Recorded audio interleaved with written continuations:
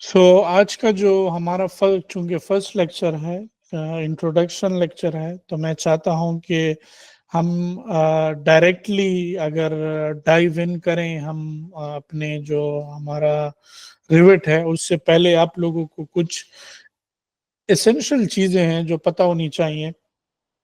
क्योंकि रिविट जो है बिम का हिस्सा है, तो आपको पता होना चाहिए कि बिम असल में होता क्या है, काम कैसे करता है। और फिर उसके बाद जब हम रिविट पे जाएंगे तो आपको समझने में ज़रा आसानी होगी, आपको डिफरेंट टूल्स का पता होगा, तो आप भी डिफरेंट टूल डिफरेंट तरीकों से सीख सकते हैं। तो सबसे पहले आप में से अगर कोई मुझे बता सकता है कि बिम क्या होता है, चूंकि आपने एडमिशन लिया है, तो आपको अगर थोड़ा बहुत भी अंदाजा है या जस्ट एजुकेटेड गेस कि बिम असल में होता क्या है। हमजा साहब, आप बताएंगे? थोड़ा मैं चाहूंगा क्लास इंटरेक्टिव हो ताकि आप लोग फिर इसको अच्छे से समझ सर पाए। बिम का तो जी पता जी नहीं है सर। चलें, हमजा साहब एक्सप्लेन कर देंगे तो आपको पता चल जाएगा। अच्छा, जी एक जी, अमीर हमजा। जी जी, अस्सलाम वालेकुम जी। बीम जो है ना, ये एक मुकम्मल प्रोसेस होती है जिसमें हम रेविट के थ्रू, एक जिसका कोर सॉफ्टवेयर है रेविट, इसके थ्रू हम किसी भी बिल्डिंग का जो है ना उसका मुकम्मल मॉडल, जो कम्प्लीटली जो है ना ऑल डिसिप्लिन्स के हवाले से वो बिल्कुल क्लियर हो, इसमें आर्किटेक्चर भी हमारा कवर हो, स्ट्रक्चर भी हो, उसमें इलेक्ट्रोमैकेनिकल भी हो, उसके हर एक जो मतलब एलिमेंट है वो हमारे साथ वो 3D मॉडल में भी हो उसके, और उसकी जो है ना 2D मॉडल भी, हमारा 2D जो ड्राइंग्स वगैरह होती है, शॉप ड्राइंग्स, वो भी हमारे पास मुकम्मल एस्पेक्ट से क्लियर हो। तो इसको हम एक बीम बोलेंगे, मतलब एक प्रोसेस है। Okay, that's a good answer.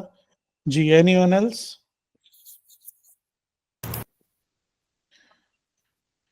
Shahid साहब, आप बताएंगे? जी जी सर, बिम का जो है ना, जिस तरह अमीर हमजा साहब ने बताया, बाकी सारा तो सेम ही है, मगर ये है कि उसका शॉर्ट फॉर्म ये है कि बिल्डिंग इंफॉर्मेशन मॉड्यूल। ठीक है ना? जी तो जी, बाकी सारा जिस तरह अमीर हमजा साहब ने बताया कि पूरी बिल्डिंग की पूरी इंफॉर्मेशन हो उसके अंदर, electrical, mechanical, architecture, structure, total जो भी बिल्डिंग के अंदर जो वर्क होना है वो हमारे पास एक फॉर्म में आ जाए। ठीक है जी। जी, शहरियार साहब आप बताएं जरा। आप भी यहाँ पे अब आई थिंक स्टूडेंट ही हैं, तो आप भी अपनी अपनी तरफ से कुछ शेयर कीजिए। चलें, चले, मैं शेयर। शहरियार जी म्यूट है, या तो वो कहीं जी, चाय पीने चले गए, उनको देखते हैं, लेकिन मैं बता कोई देता इशू नहीं। हूँ। जी जी, आप बताएं। मैं ऐड कर देता हूँ। बिल्डिंग इंफॉर्मेशन मॉडलिंग, नॉर्मली जब इसका जिक्र आता है तो लोग सोचते हैं कि ये एक 3D मॉडल है, यानी अगर आपने 3D मॉडल बना दिया बिल्डिंग का तो ये बिम है। तो मेरे ख्याल में इसमें ये जो बिम में दरमियान में जो आई लिखा है वो सबसे ज़रूरी चीज़ है, क्योंकि 3D मॉडल तो आप ऑटोकैड में भी बना सकते हैं। तो इसमें जो असल चीज़ है वो इंफॉर्मेशन की है, कि बिल्डिंग की जो इंफॉर्मेशन है उन सारी इंफॉर्मेशन का जो मॉडल बनता है, तो वो जो प्रोसेस है, तो information is the main thing in this. और बाकी जो दोस्तों ने बताया बिल्कुल सही बताया। Thank you. जी, आप लोगों के आंसर्स का शुक्रिया। और आप सब ने अपने तरीके से सही बताया है, क्योंकि बिम चूंकि मुख्तलिफ तरीकों से बताया जा सकता है, इसके मुख्तलिफ यूजेस हैं। बिम चूंकि, पहले तो मैं ये क्लियर कर दूं आप लोगों को, ज़्यादा हद तक क्लियर है। जब मैं स्टार्ट करने वाला था तो मेरे एक मेंटोर थे, अभी भी हैं मेंटोर मेरे, तो उन्होंने ही मुझे मतलब सिखाना स्टार्ट किया था। फिर उन्होंने ही मुझे डिप्लोमा में ऐड कराया कि तुम्हें ये ज़रूर करना है। तो उनकी वजह से ही एक तरीके से मैं बिम की फील्ड के अंदर आया। तो वो प्रोफेसर थे हमारे, तो उन्होंने हमें कहा कि बिम क्या है, तो मैंने कहा कि बिम मॉडल है, एक सॉफ्टवेयर है, सॉरी। तो फिर उन्होंने बताया कि बिम सॉफ्टवेयर नहीं है, बिम एक वर्कफ्लो है। ये मैं बात कर रहा हूँ 2019 2019 की।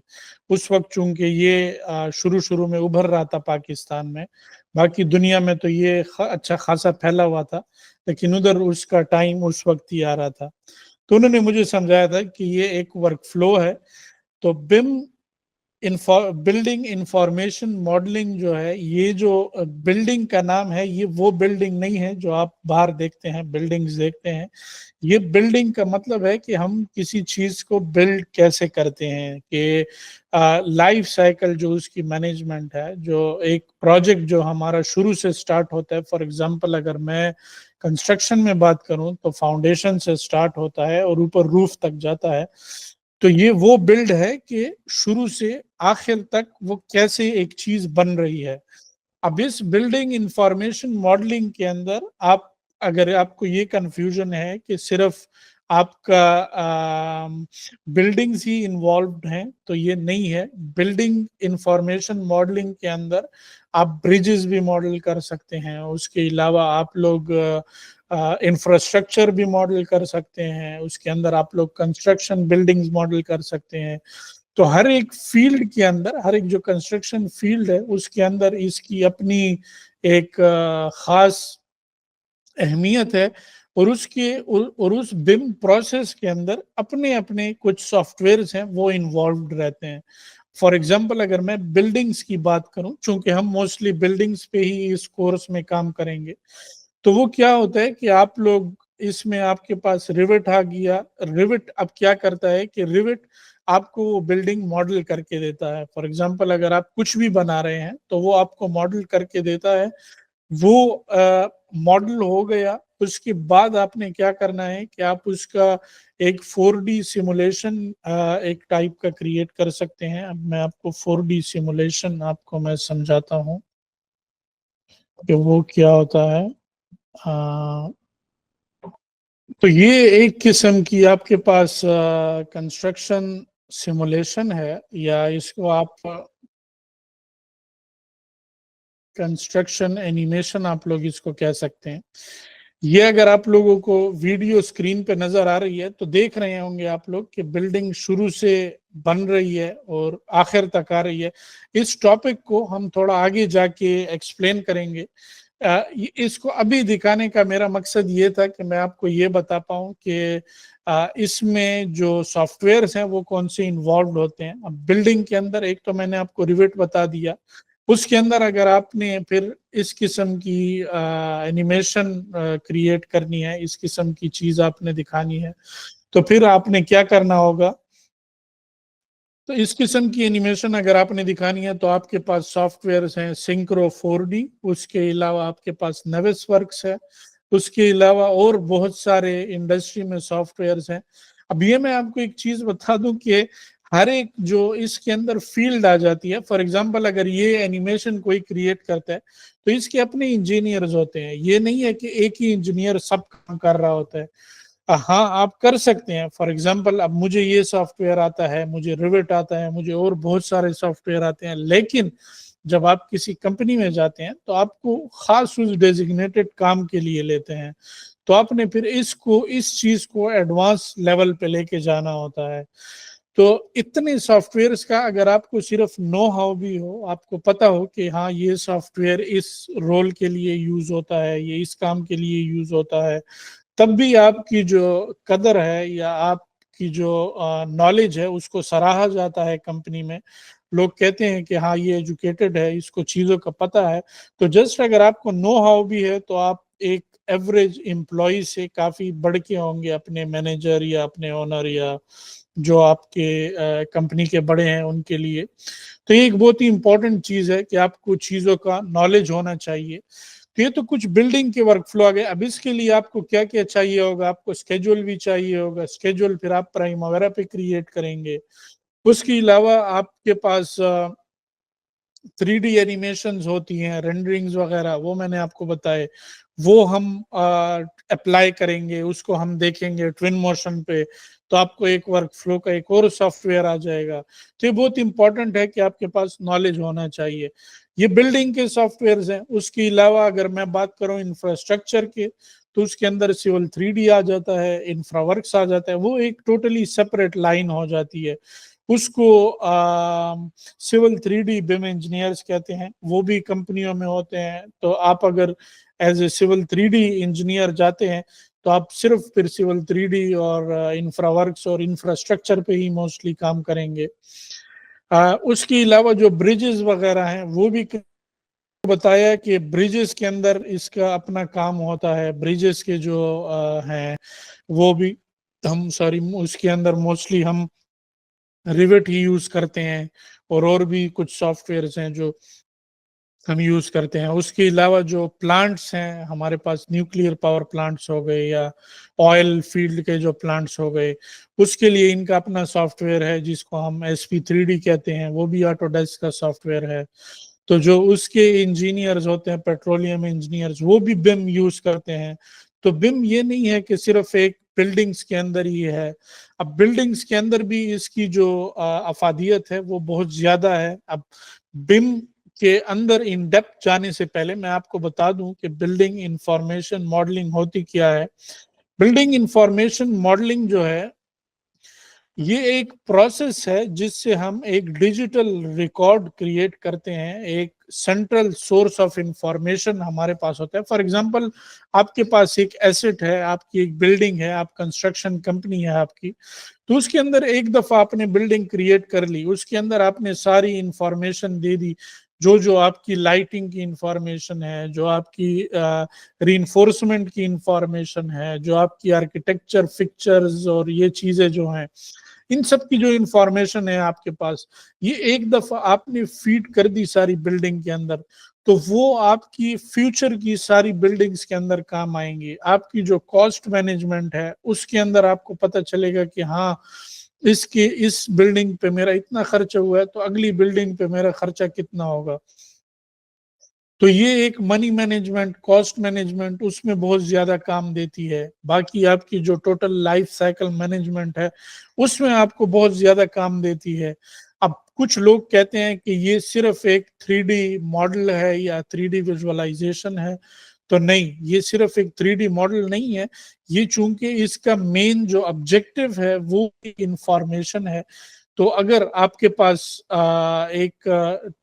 आपका एक ऑब्जेक्टिव आपको क्लियर है, तो अगर आपका ऑब्जेक्टिव क्लियर है, फॉर एग्जांपल अगर आपको पता है कि इंफॉर्मेशन इसका ऑब्जेक्टिव है, तो टोटल इंफॉर्मेशन आपके पास आ गई एक बिल्डिंग की। तो ये अगर आप ये इसकी जो डेफिनेशन है यही अगर आप पढ़ लें, तो BIM is a process we follow to create a digital record and central source of shared knowledge of an asset from design through construction and into operation। तो ये हम क्या करते हैं कि हम डिजाइन स्टेज पे बिम के मॉडल को क्रिएट करते हैं। डिजाइन स्टेज से वो मॉडल हमारे पास कंस्ट्रक्शन स्टेज में जाता है और कंस्ट्रक्शन स्टेज से फिर लाइफ साइकिल मैनेजमेंट या ऑपरेशन स्टेज पे जाता है। अब इससे मेरा मतलब क्या है, जब हम पहले रिवेट मॉडल क्रिएट कर रहे होते हैं तो ड्राइंग्स की डिफरेंट स्टेजेस होती हैं। अब आप में से जिन्होंने काम किया है शायद इसको थोड़े अच्छे से एक्सप्लेन कर पाए। तो इसमें डिफरेंट स्टेजेस होते हैं। जब आप पहले आपकी बिल्डिंग्स की ड्राइंग्स अप्रूव होती हैं, उसको हम डिजाइन ड्राइंग्स कहते हैं, वो बिम के लिहाज से 300 LOD में लाई करते हैं। तो जब वो डिजाइन ड्राइंग्स आपके पास क्रिएट हो जाते हैं, उसकी बेस पे हम एक सादा सा मॉडल क्रिएट करते हैं जिसको हम 300 LOD मॉडल कहते हैं। अब ये LODs क्या होते हैं ये हम नीचे जाके देखेंगे तो आपको समझ आ जाएगी, लेकिन यहाँ पे थोड़ा सा इसको सुन लीजिए कि 300 LOD का मॉडल हमारे पास बेसिक जो डिजाइन स्टेज है उसको कहते हैं। फिर उसके बाद हमारे पास आती हैं 400 LOD जिसको हम कहते हैं कि शॉप ड्राइंग स्टेज। अब शॉप ड्राइंग क्या करता है कि शॉप ड्राइंग आपको जो माइन्यूट डिटेल्स होती हैं हर एक चीज की, नट बोल्ट्स की डिटेल और इन चीजों की डिटेल, तो वो डिटेल्स भी आप उसको फीड कर देते हैं उस मॉडल को। तो उसके बाद हमारे पास जो लास्ट स्टेज आती है वो आती है एज बिल्ड स्टेज, 500 LOD पे होती है। वो जब आपकी पूरी बिल्डिंग क्रिएट हो जाती है, उसके बाद आपको पता है कि जब एक बिल्डिंग क्रिएट हो जाए तो उसमें काफी सारी चेंजेस आती हैं।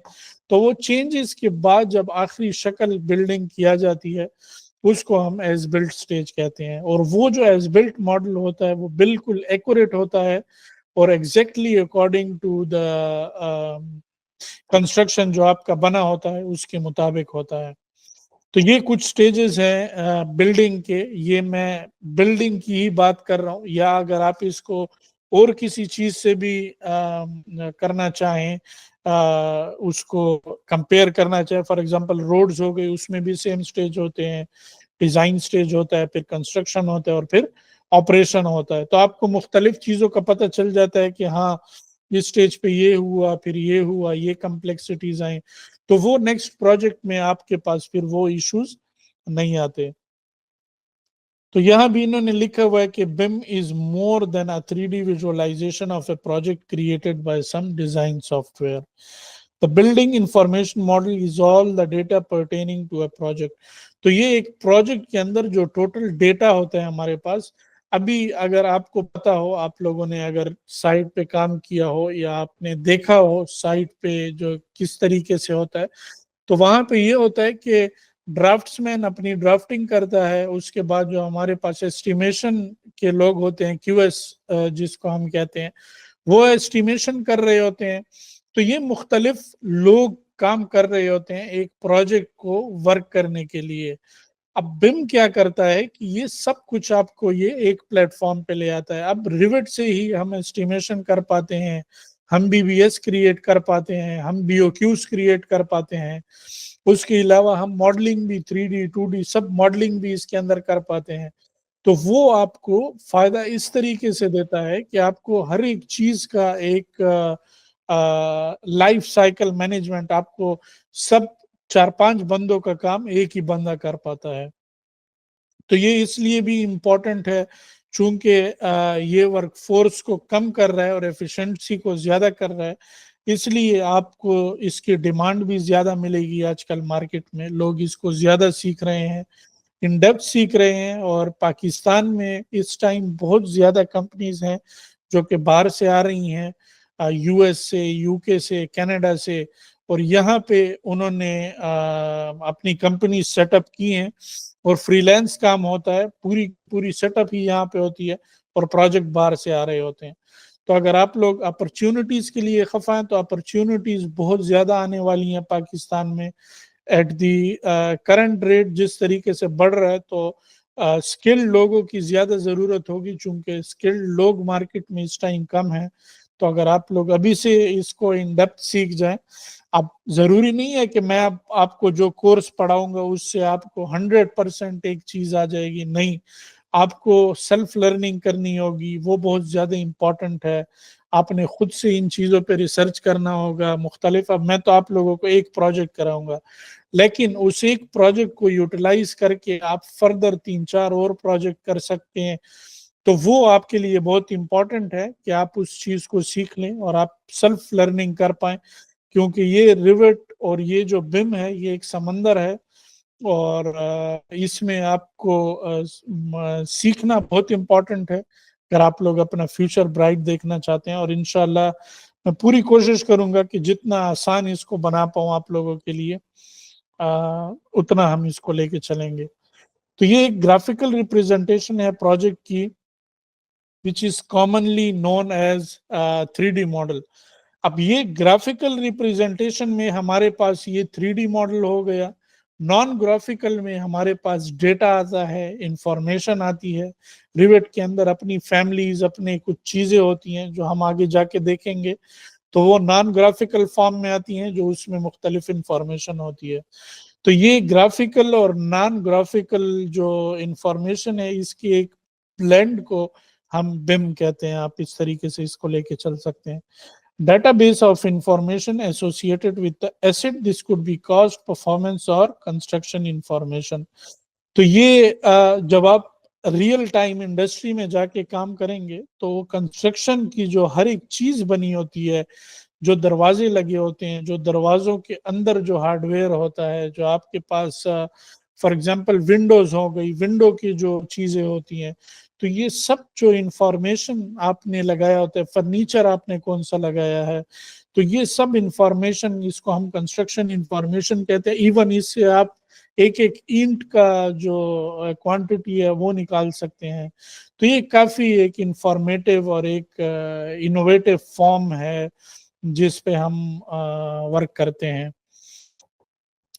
उसके बाद अगर मैं थोड़ा सा आगे आ पाऊँ, सॉरी, अभी अगर मैं थोड़ा सा आगे आ जाऊं इस चीज से, तो जस्ट गिव मी 1 मिनट। तो अगर इससे मैं अब थोड़ा सा आगे आ जाऊं तो यहाँ पे आपको मुख्तलिफ किस्म के इमेजेस दिख रही होंगी, विजुअलाइजेशन आपको मुख्तलिफ दिख रही होगी। तो ये क्या करती है कि ये आपको अभी दिख रहा होगा, यहाँ पे ये विजुअलाइजेशन दिख रही होगी, फिर ये अभी आर्किटेक्चर की विजुअलाइजेशन है, यहाँ पे कुछ एमईपी के कंपोनेंट्स हैं, फिर यहाँ भी अगर आप देखें तो एमईपी और इलेक्ट्रिकल के, आपको इलेक्ट्रिकल के लाइट्स वगैरह दिख रही होंगे, एमईपी के आपको जो डक्ट्स वगैरह हैं वो दिख रही हैं। तो ये मुख्तलिफ चीज़ें आपको दिख रही हैं। ये क्या करते हैं कि हम at the main time, in real time, हम क्या करते हैं कि मुख्तलिफ लोग एक ही मॉडल पे काम कर रहे होते हैं। फॉर एग्जाम्पल अगर 10 या 20 लोग हैं वो एट अ टाइम एक मॉडल पे काम कर सकते हैं। चूंकि कैड में ये पॉसिबल नहीं है, कैड में एक ही बंदा एक टाइम पे काम कर रहा होता है, लेकिन यहाँ पे चूंकि बिम के अंदर एक सेंट्रल सोर्स ऑफ इंफॉर्मेशन है, तो एक ही सेंट्रल मॉडल जो है उस पे हम एट अ टाइम 10 या 15 या 20 लोग काम कर रहे होते हैं। उसमें आर्किटेक्ट्स भी होते हैं, उसमें सिविल इंजीनियर्स भी होते हैं जिनको हम बिम स्ट्रक्चरल इंजीनियर्स कहते हैं, इलेक्ट्रिकल, एमईपी, और ये सारे लोग उस पे एट द सेम टाइम काम कर रहे होते हैं। तो ये हमारे पास उनके मुख्तलिफ किस्म के विजुअलाइजेशंस हैं। ये चूंकि आपको दिख रहे होंगे पंप रूम्स और ये जो डक्ट्स वगैरह हैं, ये रियल टाइम में बहुत कॉम्प्लेक्स होते हैं। मसला ये होता है कि जब आप कुछ बना रहे होते हैं, आप घर बना रहे हैं या आप कोई फैसिलिटी क्रिएट कर रहे हैं, तो उसमें हमारे पास इश्यूज इन अ सेंस ऐसे आते हैं कि फॉर एग्जांपल आप एक स्ट्रक्चर आपने क्रिएट कर लिया, डक्ट्स जो है वो बाद में एमईपी के गुजार रहे हैं, तो उसमें इशू ये आता है कि वो डक्ट आपका बिल्कुल उस बीम के रास्ते में आ रहा होता है। तो उसमें मसला ये होता है कि आपने फिर उस बीम को काट के उसमें से आपने ये डक्ट गुजारना होता है। तो ये एक कॉस्ट भी आपका जो है वो ज्यादा करता है। उसके बाद जो स्ट्रक्चरल एलिमेंट्स के फेलियर्स होते हैं वो इसके वजह से बहुत ज्यादा आते हैं। तो ये इस किस्म से बहुत सारे इश्यूज हमारे पास आते हैं, जिसको टैकल करने के लिए हम क्या करते हैं कि हम बिम को अडॉप्ट करते हैं, और बिम की वजह से ये बहुत सारी जो हमारे पास इस किस्म की कॉस्ट होती है, जो अननेसेसरी कॉस्ट होती है, वो रिमूव हो जाती है। और ये जो कम्प्लेक्स चीजें हैं, ये चूंकि बज़ाहिर 2D में इतने अच्छे से नजर नहीं आ रही होती, जब आप उसको 3D में बना रहे होते हैं तो वो जो काफी सारे इश्यूज होते हैं वो पहले ही जाके क्लियर हो जाती हैं आपकी। तो ये इस किस्म से हम 3D में डायरेक्टली क्रिएट कर सकते हैं। ये जब हम बनाएंगे तो आपको दिखेंगी चीज़ें कि हाँ वाकई हम किस तरीके से मुख्तलिफ चीज़ों को ड्रॉ कर सकते हैं। तो ये चूंकि मोस्टली मैकेनिकल और इलेक्ट्रिकल की ही मैंने यहाँ पे पिक्चर्स डाली है, क्योंकि ये काफ़ी कम्प्लेक्स होती हैं। आर्किटेक्चर स्ट्रक्चर के जो एलिमेंट्स हैं वो काफ़ी बड़े होते हैं, तो उनमें अक्सर इतना इशू नहीं होता, लेकिन जब आप इसको कोऑर्डिनेट करते हैं उनके साथ, तो वहां जाके काफी सारे इश्यूज आते हैं हमारे पास, जिनको टैकल करना इम्पोर्टेंट होता है। फिर एक बहुत ही इम्पोर्टेंट एस्पेक्ट है बहुत ही इंपॉर्टेंट एस्पेक्ट है बिम का, जिसको हम क्लैश डिटेक्शन कहते हैं। अब क्लैश डिटेक्शन के अपने कुछ सॉफ्टवेयर्स हैं, एक सॉलिब्री हो गया, उसके अलावा नेवेस वर्क्स हो गया, जो आपको ऑटोमेटिक क्लैश डिटेक्शन प्रोवाइड करता है। आप जब एक मॉडल पूरा बना लेते हैं, उसके बाद आप एक क्लैश टेस्ट जो है वो रन करते हैं। उस टेस्ट के बाद आप देख रहे होते हैं कि कौन से एलिमेंट्स एक दूसरे के साथ टकरा रहे हैं और क्या क्या इश्यूज आप फेस कर रहे हैं। तो उन इश्यूज को आप उसी टाइम आप उनको रिमूव कर सकते हैं मुख्तलिफ उससे। मतलब अब फॉर एग्जांपल ये बीम इस पाइप के साथ टकरा रहा है तो आप या इसके पाइप का रास्ता चेंज करेंगे और या डिजाइन में पहले से ही इस बीम का को कहीं और लगाएंगे या तो इस किस्म से आप कुछ चीजें करेंगे। फॉर एग्जांपल ये है तो इसका आप पाइप का रास्ता चेंज करके उसको दूसरी तरफ मूव कर लेंगे। तो ये कोऑर्डिनेशन बहुत इंपॉर्टेंट होती है डिफरेंट डिसिप्लिन्स के अंदर। minimize conflict between all system, minimize the overall cost of a project at the installation and construction stages। तो इंस्टॉलेशन और कंस्ट्रक्शन स्टेजेस में जब आपका बिल्डिंग तैयार हो गई होती है, स्ट्रक्चरल ढांचा उसका रेडी हो गया होता है और उसके बाद आपने उसको इलेक्ट्रिकल और एमईपी की चीजें ऐड कर रहे होते हैं, तब जाके हमें ये इश्यूज आ रहे होते हैं इंस्टॉलेशन और कंस्ट्रक्शन स्टेज पे। तो आप इनको बहुत इजीली रिमूव कर सकते हैं उन स्टेजेस पे। अच्छा, फिर इसके बाद हमारे पास है कि remote access. Just give me 1 minute, सिर्फ 1 मिनट दे दीजिए मुझे, मैं अभी आता हूँ। अच्छा, तो हम कहाँ थे कि remote access to project data. अब सिर्फ बिम का मतलब ये नहीं है कि सिर्फ आपने एक चीज क्रिएट कर ली तो बस वो वहीं पे खत्म हो गई, नहीं। ये क्या करता है कि आपको रियल टाइम एक्सेस दे रहा होता है मुख्तलिफ चीज़ों का मुख्तलिफ जगह पे।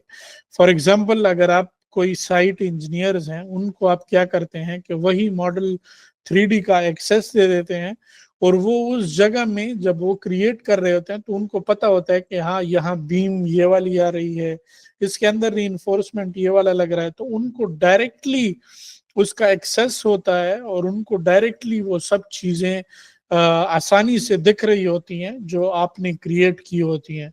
तो ये एक बहुत ही एक्यूरेट इंफॉर्मेशन देता है और एक बहुत ही एक्यूरेट आपको एक्सेस देता है कि आप चीजों को किस तरीके से लेके चल रहे हैं। तो ये डिजाइन टीम की एफिशिएंसी को बहुत ही ऊपर लेके चली जाती है। तो हाँ, इसके अलावा जो कम्युनिकेशन और नॉलेज एक्सचेंज है हमारे पास, उसका जो शेयरिंग है वो बहुत डिफरेंट हो जाती है बिम के बाद। आप में से जो लोग कैड पे काम कर रहे हैं उनको पता है कि हम एक दफ़ा जो चीज़ क्रिएट कर लेते हैं फिर उनको मुख्तलिफ लोगों को भेजते हैं, आर्किटेक्ट को अलग से भेजते हैं, स्ट्रक्चर इंजीनियर को अलग से, क्वांटिटी सर्वेयर को अलग से। तो जो जो स्टेक होल्डर इस प्रोजेक्ट में इन्वॉल्व होते हैं उनको हम अलग अलग से भेजते हैं और वो फिर अलग अलग से अपने कमेंट्स दे के हमारे पास भेज के फिर हम उसके अंदर चेंजेस करते हैं। लेकिन बिम के अंदर ये चीज़ नहीं होती। बिम के अंदर आपके पास एक शेयर्ड मॉडल होता है, प्रोजेक्ट मॉडल होता है, जिसके अंदर सब एक टाइम पे उसको देख रहे होते हैं, जिसको हम बिम 360 बाय द वे बिम 360 हम कहते हैं। वो एक ऑटोडेस्क का प्लेटफॉर्म है, उसके अंदर सारे स्टेक होल्डर्स को हम एक्सेस देते हैं कि वो उस प्रोजेक्ट को देख लें और उसके अंदर जो इश्यूज हों उन इश्यूज को वो एड्रेस कर लें और उस पे वर्क कर लें। तो वो इस सारे प्रोजेक्ट के अंदर वो सारे स्टेक होल्डर्स एक ही टाइम पे इन्वॉल्व होते हैं और जो भी कमेंट कर रहा होता है या जो इशू जिसको नजर आ रहा होता है तो वो सबको ही नजर आ रहा होता है एक ही टाइम पे और उसको एड्रेस भी वो सब लोग एक ही टाइम पे करते हैं। तो ये चीज बहुत इंपॉर्टेंट है और एक बहुत ही इंपॉर्टेंट एस्पेक्ट है बिम का इस लिहाज से। तो अगर मैं आगे जाऊं जो मैंने आपको शुरू में बताया था कि हमारे पास एक central source of shared information है। तो central source of share information का मतलब मेरा यही था कि हमारे पास ये एक सेंट्रल मॉडल की फॉर्म में है। सेंट्रल मॉडल क्या करता है कि आपके पास मुख्तलिफ लोकल मॉडल्स हैं, या आप इसको ये समझ ले कि आपके पास मुख्तलिफ टीम्स हैं और वो teams at the same time एक ही मॉडल के अंदर काम कर रही होती हैं और वो चेंजेस सारे मॉडल्स में या सबको दिख रहे होते हैं कि इसके अंदर क्या क्या चेंजेस हो रही हैं। तो ये एक बिम का बहुत इंपॉर्टेंट एस्पेक्ट है। फॉर एग्जांपल अगर मैं सिविल इंजीनियर कुछ लगा रहा हूँ, कुछ एलिमेंट्स लगा रहा हूँ, बीम्स या कॉलम लगा रहा हूँ, तो आर्किटेक्ट को और एमईपी इंजीनियर्स को डायरेक्टली नजर आ रहा होगा कि आया इस बंदे ने अभी बीम्स और कॉलम्स लगाए हैं तो इसके अंदर क्या मसला है क्या नहीं है। तो ये इस एस्पेक्ट से एक बहुत ही इम्पोर्टेंट चीज है कि सबको अपनी जो चीजें हैं एक बहुत ही ट्रांसपेरेंट बना देते हैं चीज को। तो आप किसी के ऊपर गलती इस तरीके से नहीं डाल सकते। तो आपको पता होता है कि हाँ ये इस टाइम पे ये इशू है और इसको डिजाइन स्टेज में ही रिजॉल्व कर लें ताकि ये कंस्ट्रक्शन स्टेज में फिर हमारे पास मसला क्रिएट ना करे। अच्छा, तो हम एक वर्चुअल मॉडल बना सकते हैं और उससे हम डिफरेंट सिनेरियोज रन कर सकते हैं। अब सिनेरियोज रन करने का मतलब ये है कि आप एक ही मॉडल को मुख्तलिफ शेप्स दे सकते हैं। अब ये 3 मॉडल हैं तो ये एक ही जैसे हैं, तो सिर्फ आपने उसका फसाड चेंज कर लिया। फसाड हम किसे कहते हैं, जो ये फ्रंट का जो आपको व्यू नजर आ रहा है इसको हम फसाड कहते हैं। तो फसाड को अगर आप किसी भी जगह से चेंज कर लें, तो इन्होंने सिर्फ क्या किया कि यहाँ पे इसको और शक्ल दे दी, यहाँ डोम बना दिया, फिर इसको भी थोड़ा सा चेंज कर लिया। तो ये सिनेरियोज रन करके आप उसको शेप बहुत आसानी से दे सकते हैं, जबकि 2D में ये पॉसिबल नहीं है। या कैड में अगर आप बना रहे हो इस किस्म से चीज, तो वो आपको बहुत ज्यादा टाइम लेगी इस किस्म से फसाड बनाने में। जबकि रिविट में ये विद इन फ्यू क्लिक्स या with in the matter of days आप पूरी बिल्डिंग की शक्ल ही चेंज कर सकते हैं। अच्छा, उसके बाद हमारे पास बिम के डिफरेंट मैच्योरिटी लेवल्स हैं। तो बिम मैच्योरिटी लेवल्स क्या होते हैं तो वो मैं आपको बताता हूं। अब आजकल जो पाकिस्तान में काम हो रहा है वो इस लेवल पे हो रहा है, लेकिन अभी तक जो मुझे लग रहा है मोस्टली लोग फिर भी कैड पे ही काम कर रहे हैं, तो वो उसको आप कह सकते हैं कि लो कोलैबोरेशन पे काम हो रहा है। उसके बाद हमारे पास लेवल 1 है जिसको हम कहते हैं पार्शल कोलैबोरेशन। पार्शल कोलैबोरेशन क्या होता है कि उसमें 2D की जो ड्राइंग्स हैं वो भी क्रिएट होती हैं, उसमें 2D की ड्राइंग्स भी क्रिएट होती हैं, जो ड्राफ्ट्स हैं वो क्रिएट होते हैं, उसके अलावा 3D मॉडल्स भी क्रिएट होते हैं। तो ये टोटल हमारा जो है इसको हम कहते हैं कॉमन डेटा एनवायरनमेंट। अब आप जब इंटरव्यूज देंगे या आप जब किसी फर्म में काम करेंगे तो आपसे जरूर इंटरव्यूज में पूछा जाएगा कि कॉमन डेटा एनवायरनमेंट क्या होता है। ये एक बहुत ही इंपॉर्टेंट टर्म है बिम की। तो कॉमन डेटा एनवायरनमेंट वो होता है कि जिस एनवायरनमेंट में सारे लोग इकट्ठे मिलके काम कर रहे हो,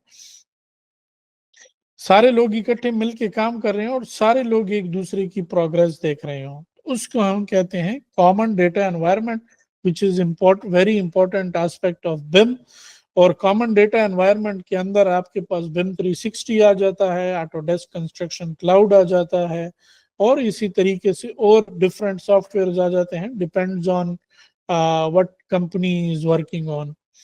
तो ये हो गया। फिर उसके बाद हमारे पास लेवल 2 आ जाता है जिसको हम फुल कोलैबोरेशन कहते हैं। उसके अंदर हम इसका जो अच्छा, अब ये डिफरेंट डीज हैं बिम के, इनको हम कहते हैं बिम डीज। अब 2D जो हो गया, 2D आपके पास सिंपल 2D कैट ड्राइंग के फॉर्म में, फॉर एग्जांपल अगर मैं इसको यहाँ पे ले आऊं,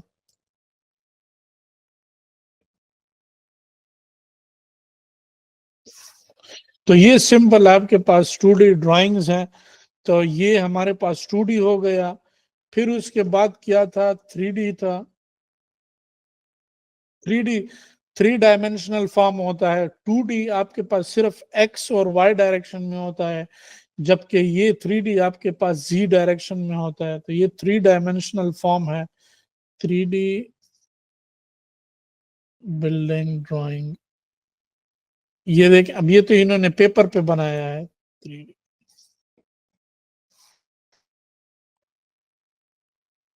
ये सारे इनको आप 3Ds कह सकते हैं कि ये 3 डायमेंशन में एक्स और वाई डायरेक्शन में भी है और जी डायरेक्शन में भी है आपके पास। तो आपके पास 3 डायमेंशनल हो गया। फिर 4th डायमेंशन में हम क्या करते हैं कि हम कॉस्ट और टाइम ऐड कर देते हैं, जो मैंने आपको यूट्यूब में दिखाया।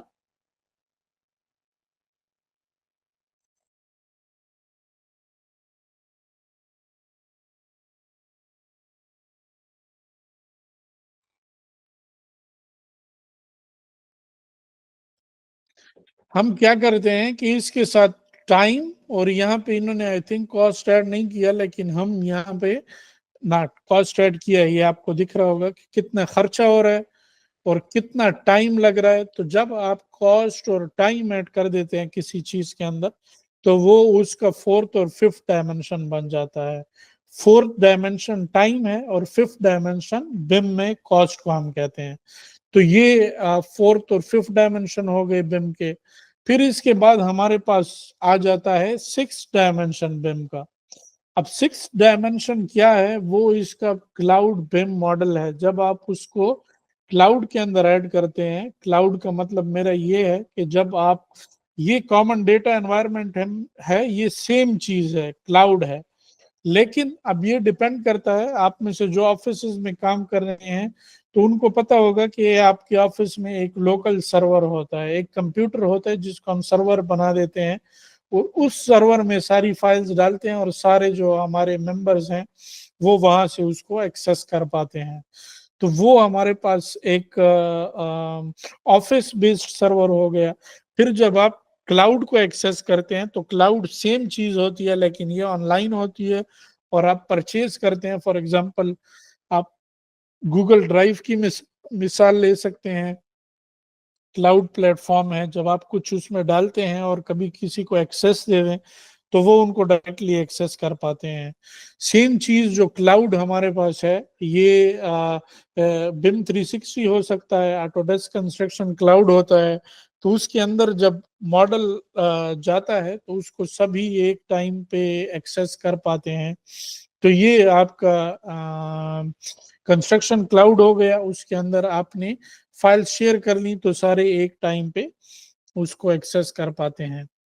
अब जो मैच्योरिटी लेवल्स के लिहाज से जो हमारे पास डीज हैं वो डिफरेंट है, और जो बिम डायमेंशंस के लिहाज से डीज हैं उनमें थोड़ा सा फर्क है। 5D तक सारे सेम है, 6 डायमेंशन से आगे थोड़ा सा डिफरेंट हो जाता है। अब मैच्योरिटी लेवल के लिहाज से अगर हम बिम को एक्सप्लेन करें तो 6D asset life cycle management है, जो मैंने आपको बताया कि हम डिजाइन से स्टार्ट लेते हैं, फिर कंस्ट्रक्शन में जाते हैं और फिर ऑपरेशन में जाते हैं। तो इस सारे को हम लाइफ साइकिल मैनेजमेंट कहते हैं। तो ये सारा जो लाइफ साइकिल गुजर जाए वो हमारे पास 6 डायमेंशन बन जाता है, एसेट लाइफ साइकिल मैनेजमेंट। अब ये बिम डीज के लिहाज से थोड़ा डिफरेंट है, इसको भी मैं बताता हूँ। अब ये बिम डीज है हमारे पास, 2D सेम हो गए। इसको जब आप पढ़ेंगे, मैं आपके साथ ये प्रेजेंटेशन शेयर करूंगा, आप इनको पढ़ें। जहां पे आपको समझ ना आए डायरेक्ट यूट्यूब पे जाएं, उस चीज का नाम लिखें, वीडियो के साथ आपको एक्सप्लेन करेगा, जैसे मैंने अभी आपको वीडियो दिखाई है। तो जब आप एक चीज पे रिसर्च करेंगे, आप उसको अपने एंगल से देखेंगे, तो आप उसमें बहुत आगे जा पाएंगे इंशाल्लाह। फिर फिफ्थ, आप फोर्थ, मैंने आपको बताया कि हमारे पास जो लॉजिस्टिक्स हैं, या हम जब टाइम ऐड करते हैं तो वो फोर्थ डायमेंशन बन जाता है, स्केड्यूलिंग। ये देखें, फिफ्थ में हम एस्टिमेशन या कॉस्टिंग जब ऐड करते हैं तो वो हमारे पास फिफ्थ डायमेंशन बन जाता है। 6D उसके लिहाज से प्रोजेक्ट लाइफ साइकिल मैनेजमेंट है, लेकिन बिम डीज के लिहाज से एनर्जी एनालिसिस है। इसमें क्या होता है कि जो आपके पास एक बिल्डिंग क्रिएट हो गई, उसके बाद आपने उसको लोड एनालिसिस करना होता है, विंड एनालिसिस करना होता है, एनर्जी एनालिसिस करना होता है। तो वो आपका 6 डायमेंशन यहाँ पे है, इन अ सेंस ऑफ सस्टेनेबिलिटी। उसके बाद आपके पास ऑपरेशन मैनेजमेंट आ जाता है, एज बिल्ट बिम मॉडल आ जाता है आपके पास, ऑपरेशन स्ट्रेटेजी आ जाती है, और उसका maintenance, repair and demolition plan, ये सब कुछ यहाँ पे आ जाते हैं। इसको अगर मैं थोड़ा और हाई लेवल पे एक्सप्लेन करना चाहूँ तो वो इस तरीके से होगा। 2D में देखें, सिर्फ 2D ड्राइंग्स हैं। 3D में आप देखें कि आपके पास कॉन्सेप्ट डिजाइन भी आ जाता है, डिटेल डिजाइन भी आ जाता है, डॉक्यूमेंटेशन और मैन्युफैक्चरिंग। तो जो 3D के जो कंपोनेंट्स हैं वो आपके पास 3D में आ जाते हैं। फिर 4D और 5D में हम क्या करते हैं, प्लानिंग करते हैं और फिर उसकी कैश फ्लो करते हैं। कैश फ्लो में आपके पास एस्टिमेशन, कॉस्टिंग, ये चीजें आ जाती हैं। फिर 6 डायमेंशन में आपके पास एनर्जी एनालिसिस आ जाता है, विंड एनालिसिस आ जाता है, ये चीजें आ जाती हैं आपके पास 6 डायमेंशन में। और 7 डायमेंशन में हमारे पास रिन्यूअल, डिमोलिशन और ऑपरेशन एंड मेंटेनेंस, ये चीजें आ जाती हैं। उसके बाद हमारे पास एलओडीज है। अब एलओडीज मुख्तलिफ तरीके से हम इसको एक्सप्लेन कर सकते हैं। ये बिम का एक बहुत इंपॉर्टेंट, ये अभी मैं आपको जो भी चीज पढ़ा रहा हूँ शायद आपको उस तरीके से समझ ना आए, लेकिन ये जो चीजें हैं ये बहुत इंपॉर्टेंट होंगी आपके लिए। जब आप इंटरव्यूज देंगे, जब आप मुख्तलिफ जगहों पे जाएंगे, तो वहां पे आपके लिए बहुत इंपॉर्टेंट होंगी। जब आप इसको दोबारा से पढ़ेंगे इंशाल्लाह आपको इसकी बहुत अच्छे से समझ आ जाएगी। तो एलओडी जो है, लेवल ऑफ डेवलपमेंट हम उसको कहते हैं। लेवल ऑफ डेवलपमेंट क्या है? लेवल ऑफ डिटेल और लेवल ऑफ इंफॉर्मेशन का मजमुआ है। अब आप जिस चीज को जितने डिटेल के साथ बनाते हैं, फॉर एग्जांपल ये दरवाजा देखिए, इसमें हैंडल भी शो हुआ है। फिर अगर ये हम छत देखें, सीलिंग शो हुए हैं, इसके अंदर मैकेनिकल की चीजें शो हुई हैं। तो ये लेवल ऑफ डिटेल है। और लेवल ऑफ डिटेल हम किस तरीके से दे सकते हैं कि जितना इंफॉर्मेशन हमने इसमें फीड किया है, तो जिस लेवल की इंफॉर्मेशन आप इसके अंदर फीड करेंगे इस डिटेलिंग के लिहाज से, तो वो हमारे पास दोनों मिल के लेवल ऑफ डेवलपमेंट क्रिएट करेंगे। होपफुली इसकी समझ आ गई होगी आपको कि डिटेलिंग क्या होती है और इंफॉर्मेशन क्या होती है। तो ये दोनों मिल के लेवल ऑफ डेवलपमेंट क्रिएट करते हैं। बहुत इंपॉर्टेंट बिम का टर्म है। जब आप इसको आगे जाके सीखेंगे तब आपको इसकी समझ आएगी।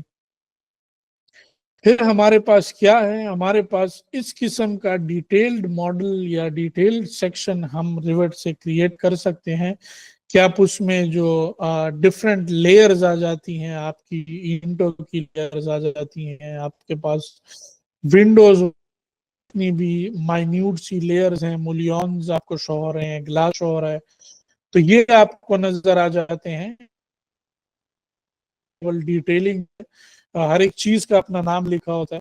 तो ये हम सब कुछ जाके सीखेंगे इंशाल्लाह रिवेट के अंदर। ये मटेरियल टेक ऑफ है जो हम रिवेट से डायरेक्टली जनरेट कर सकते हैं। आपको एरिया नजर आ रहा होगा, मटेरियल एरिया है, वॉल्यूम है, और जो उसका जो वॉल्स हैं। अब ये चूंकि स्पेनिश में है, मुझे ये एग्जांपल मिला था, तो इसके अलावा जब हम ये देखेंगे तो इंग्लिश लैंग्वेज में होगा और आपको सही से समझ आएगा। फिर ये कोऑर्डिनेटेड ड्राइंग्स हैं। कोऑर्डिनेटेड ड्राइंग्स का मतलब क्या होता है कि एक ही उसके अंदर हमने मुख्तलिफ जो ड्राइंग्स हैं वो कोऑर्डिनेट किए होते हैं, और उसके अंदर हमें ये दिख रहे होते हैं। तो ये कोऑर्डिनेटेड ड्राइंग्स हम इनको कहते हैं। स्केड्यूल्स भी शो हो रहे हैं और ड्राइंग्स भी शो हो रही हैं। तो ये बहुत ही, ये फिर एक और एग्जांपल है कोऑर्डिनेटेड ड्राइंग्स का। ये 2D का कोऑर्डिनेटेड ड्राइंग्स का एग्जांपल है। फिर ये आपके पास 3D में आ जाता है कि आप किस तरीके से अपने क्लाइंट को शो कर सकते हैं फॉर बेटर विजिबिलिटी। अच्छा, उसके बाद जो हमने जितने भी बिम के सॉफ्टवेयर्स का जिक्र किया, तो वो सारे यहाँ पे मैंने लिख दिए आप लोगों के लिए, ताकि आप लोगों को पता हो चीज़ों का। अब ये जितने भी मोस्टली मैंने लिखे हैं बिल्डिंग्स के हवाले से हैं। इनको मैंने इंफ्रा या ब्रिजेस या प्लांट्स या उन चीज़ों पे मैं नहीं ले गया। तो मैं इसको मोस्टली जो बिम टूल्स हैं मैंने इनको इन अ सेंस आप कह सकते हैं कि सिर्फ बिल्डिंग के लिहाज से लिखा है। तो जब हम कोई चीज़ डाउनलोड करते हैं, हम या बिम ऑब्जेक्ट से डाउनलोड करते हैं या ये मुख्तलिफ हैं, इनको हमने इतना यूज़ नहीं किया। लेकिन इसके अलावा रिवेट सिटी एक है, वो बहुत इंपॉर्टेंट है। आई थिंक मैं यहाँ पे लिखना भूल गया। तो वो हम इन चंद जो हमारे पास यहाँ पे लिखे हुए हैं इनको हम यूज़ करेंगे, तो इंशाल्लाह आपको फिर उसके बाद उसका पता चलेगा। फिर बिम मॉडलिंग सॉफ्टवेयर्स हैं। स्केचअप हो गया, रिवेट हो गया, सॉलिड वर्क्स और राइनो आप लोगों ने नाम सुना होगा। आर्चिकैड ये भी ऑटोडेस्क का ही है। बेंटले जो मैंने आपको पहले बताया, सिंक्रो, टेक्ला यूज करते हैं स्ट्रक्चर मॉडलिंग के लिए मोस्टली लोग। उसके अलावा जनरेटिव डिजाइन के कुछ सॉफ्टवेयर हैं, डायनामो हो गए, ग्रासहोपर हो गए, ये मुख्तलिफ सॉफ्टवेयर हैं जो यूज होते हैं। फिर बिम परफॉर्मेंस और एनालिसिस के लिए डिफरेंट सॉफ्टवेयर यूज होते हैं जिनके ये नाम है। तो ये आप मुख्तलिफ चेक कर सकते हैं फिर यूट्यूब पे कि कौन से सॉफ्टवेयर की क्या वर्किंग है, ताकि आपको उसका ज्यादा अंदाजा हो पाए। फिर वर्क फ्लो का वही है जो मैंने आपको पहले बताया है, मुख्तलिफ मॉडल्स होते हैं, उनको हम एक सेंट्रल मॉडल से लिंक करते हैं, उससे हम ड्राइंग सेट क्रिएट करते हैं, और वो ड्राइंग सेट फिर हम अपने कॉन्ट्रैक्टर या क्लाइंट को सेंड कर देते हैं। तो ये हमारे पास मुख्तलिफ इसके वर्क फ्लोज हैं। जो बिम का एक नॉर्मल वर्क फ्लो है, रिवेट का एक मॉडल आपके पास होता है सेंट्रल मॉडल, उसके अंदर आप 3 और मॉडल अटैच करते हैं, और उससे जो ड्राइंग सेट्स होते हैं, कोऑर्डिनेटेड ड्राइंग और ये मुख्तलिफ किस्म के ड्राइंग, वो फिर आप कॉन्ट्रैक्टर को दे देते हैं। अच्छा फिर ये वही सेम चीज है बिम वर्क फ्लो जो मैंने अभी आप लोगों को बताया। ये जो वर्क सेट्स वगैरह हैं, एलिमेंट्स हैं, इनको हम आगे जाके देखेंगे जब हम रिवेट में काम स्टार्ट करेंगे। फिर बिम की एक हायरार्की होती है अपनी, जो बिम के जो लेवल्स होते हैं या जो लोग इन्वॉल्व होते हैं, किस तरीके से और कौन कौन लोग इन्वॉल्व होते हैं, तो वो जरूरी है। सबसे ऊपर जो हमारे पास होता है बिम डायरेक्टर होता है, उसके बाद बिम कंसल्टेंट होता है जो कि प्रोजेक्ट्स लेके आता है, मोस्टली उसका ये काम होता है।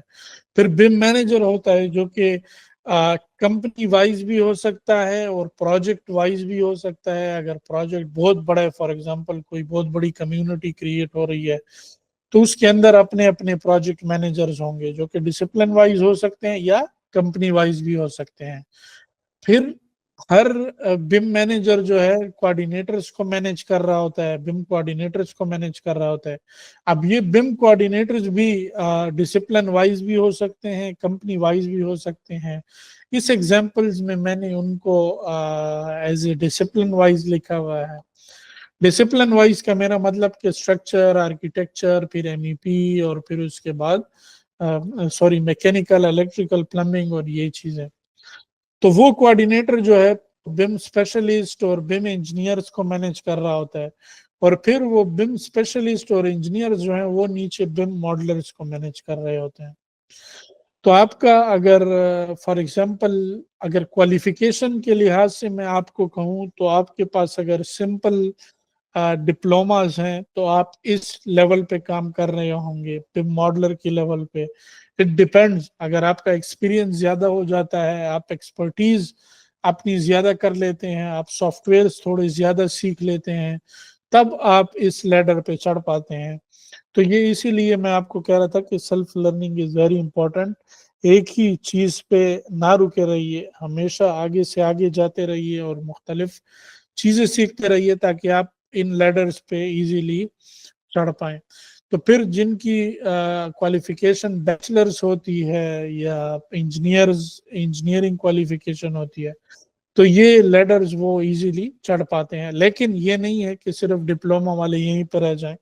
एक्सपर्टीज अगर हो, क्वालिफिकेशन अगर हो, तो बिम डायरेक्टर तक आप इजीली जा पाएंगे।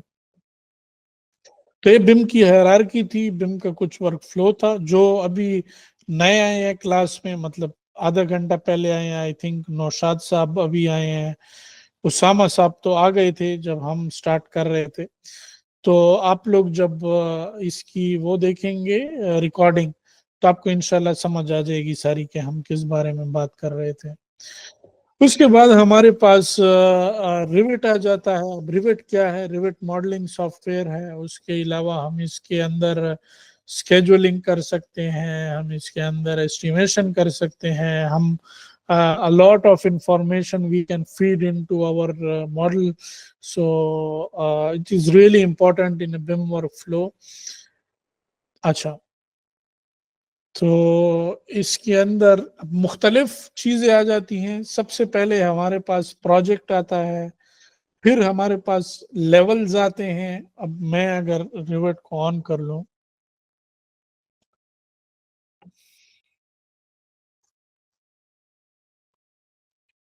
ये भी मैं आपको सजेस्ट करूंगा कि अगर आप लोग फॉर एग्जांपल अगर रिवेट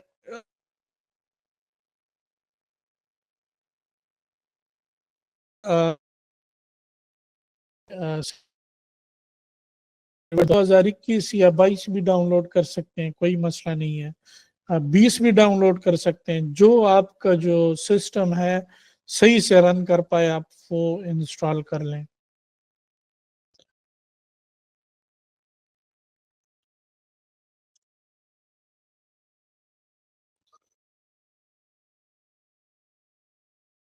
तो मैं आपको बता रहा था कि सबसे पहले हमारे पास प्रोजेक्ट आ जाता है। अब ये प्रोजेक्ट से मुख्तलिफ हमारे पास जो इन्होंने अपने खुद मतलब जो एग्जांपल्स दिए हुए हैं, ये आर्किटेक्चर प्रोजेक्ट के एग्जांपल है, स्ट्रक्चर प्रोजेक्ट के एग्जांपल है और ये सिस्टम प्रोजेक्ट के एग्जांपल। ये जैसे ही आप रिवेट इंस्टॉल करेंगे तो ऑटोमेटिकली ये आपको दिखने लग जाएंगे इनके एग्जांपल्स।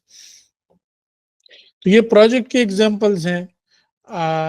फिर हमारे पास लेवल्स आ जाते हैं। अब लेवल क्या होते हैं, मैं अगर नीचे आ जाऊं तो यहाँ से आपको मैं सही से समझा पाऊंगा। फिर जब हम इसको प्रोजेक्ट पे डायरेक्टली काम स्टार्ट कर देंगे तब आपको और मुख्तलिफ चीज़ों का पता चलेगा। तो प्रोजेक्ट जैसे आपको पता है कि एक पूरी जो बिल्डिंग होती है या जिसके अंदर सारा डेटा इन्वॉल्व होता है, वो एक डेटाबेस होता है इंफॉर्मेशन का, उसको हम प्रोजेक्ट कहते हैं। It contains all the information for the building design from geometry to construction data. This information includes components used to design the models, view of the projects and drawings of the design. अब ये इसके अंदर आपके पास मुख्तलिफ views भी होते हैं। Views क्या होते हैं, हर प्रोजेक्ट के अपने व्यूज होते हैं कुछ। मैं अगर इसको ओपन करूं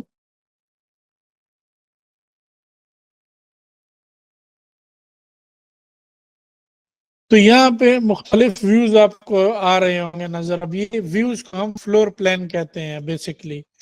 तो ये एक व्यू हो गया, ये उसका दूसरा व्यू हो गया, फिर 3D व्यूज हो गई इसके मुख्तलिफ।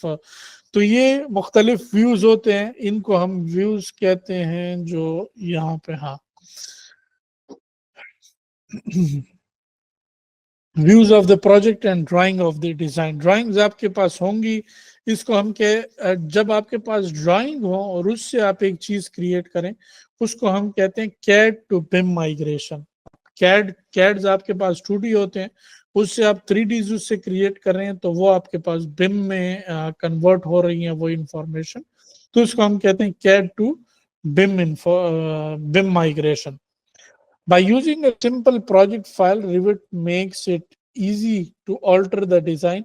अब आपके पास एक ही प्रोजेक्ट का फाइल है तो आप इजीली उसके अंदर खुद से कुछ चीजें ऐड कर सकते हैं और वो पूरे प्रोजेक्ट पे इफेक्ट करेंगी। फॉर एग्जांपल अगर आपको मैं यहाँ पे अगर कुछ दिखा दूं, फॉर एग्जांपल ये अगर दीवार है, अगर इसको मैं चेंज करके कुछ और कर दूं या इसको मैं इसका प्रोफाइल एडिट करके, अभी मैं आपको यहाँ पे कुछ सिखा नहीं रहा, बस सिर्फ आपको एग्जाम्पल दिखा रहा हूँ।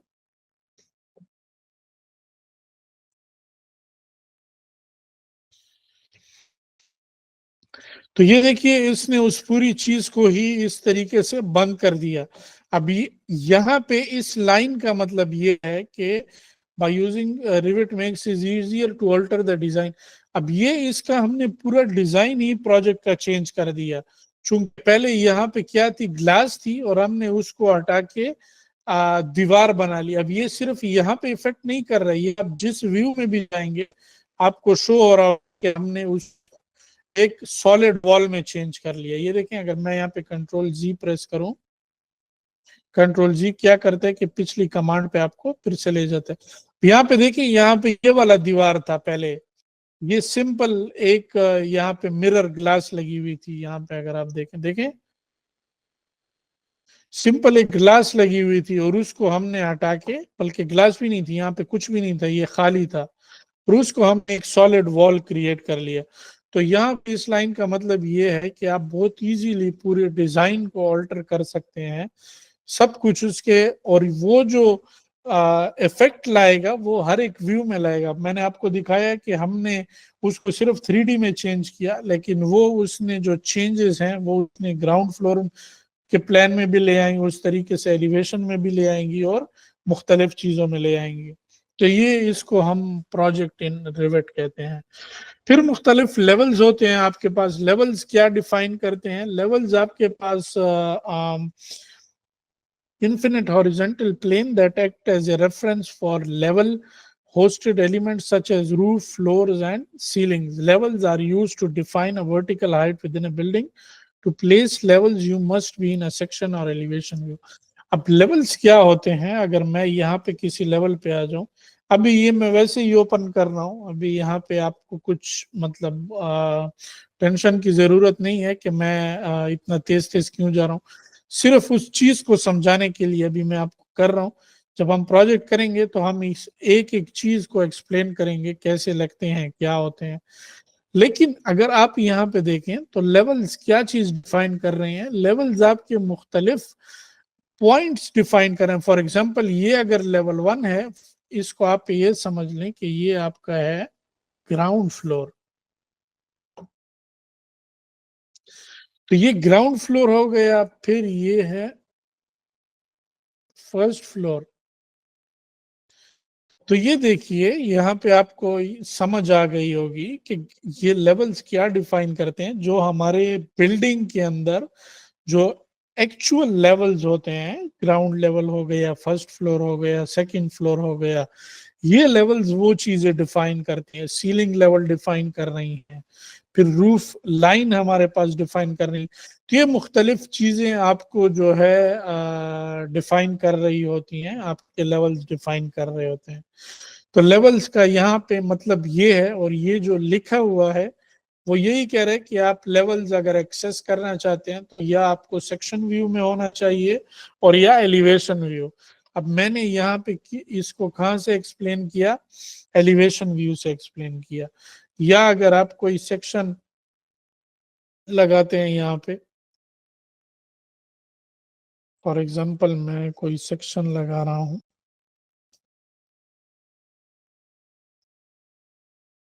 अब ये सेक्शन कहाँ से आया, मैंने कैसे लगाया, हम आगे जाके एक्सप्लेन करेंगे। अभी जस्ट उस पॉइंट को आप लोग समझें। तो ये सेक्शन व्यू में दिख रहे हैं लेवल्स, और उसके अलावा जो एलिवेशन व्यूज हैं उसमें ये लेवल्स दिख रहे हैं। तो ये इन दो व्यूज में आके आप देख सकते हैं, या आप इसको 3D में भी देख सकते हैं। अब यहाँ पे नहीं शो कर रहा, लेकिन अगर मैं इसको शो कराऊं तो ये यहाँ पे भी आपके पास लेवल शो होंगे। देखें 3D में भी शो हो रहे हैं। तो ये 3 जगहों से आप इनको एक्सेस कर सकते हैं। ये हमारे पास लेवल्स हैं। ये देखिए इसकी और मिसाल है, सेम चीज है जो भी मैंने आपको दिखाया। अच्छा, तो ये लेवल्स जब एक सेंट्रल मॉडल होता है तो उसके अंदर डिफरेंट मॉडल्स अटैच होते हैं, आर्किटेक्चर का, स्ट्रक्चर का, एमईपी का। तो उन सब के अपने लेवल्स होंगे। फॉर एग्जांपल, ये कभी भी नहीं हो सकता कि आर्किटेक्चर और स्ट्रक्चर का लेवल सेम हो। आपने मुख्तलिफ घरों में देखा होगा कि सबसे पहले हमारा स्ट्रक्चर का ढांचा तैयार होता है, उसके ऊपर हम फिनिश फ्लोर लेवल के टाइल्स और ये चीजें लगाते हैं। तो स्ट्रक्चर का लेवल हमेशा नीचे होगा, उससे कुछ इंच या कुछ mm या कुछ जो भी वहां पे होगा, तो कुछ थोड़ा सा उससे ऊपर ही होगा हर लिहाज से। तो ये मुख्तलिफ लेवल्स हमारे पास होते हैं। ये चीज डिफाइन करते हैं कि कौन से मॉडल की चीजें कौन से उस पे लगी हुई हैं। अच्छा, फिर हमारे पास आ जाते हैं एलिमेंट्स।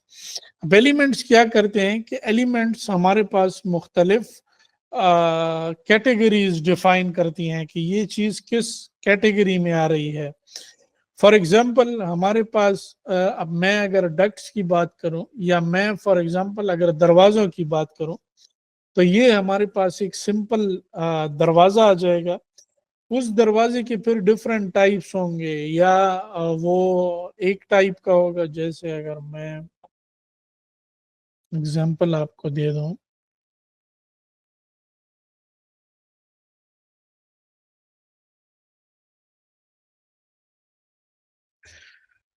यहाँ पे आपको नीचे कुछ दिख रहा होगा, फॉर एग्जाम्पल अगर मैं यहाँ पे आप लोग देखिए इस जगह पे, ये जो मैं आपको दिखा रहा हूँ ना, जब मैं यहाँ पे माउस को होवर करता हूँ तो ये आपको दिखा रहा है सबसे पहले डोर।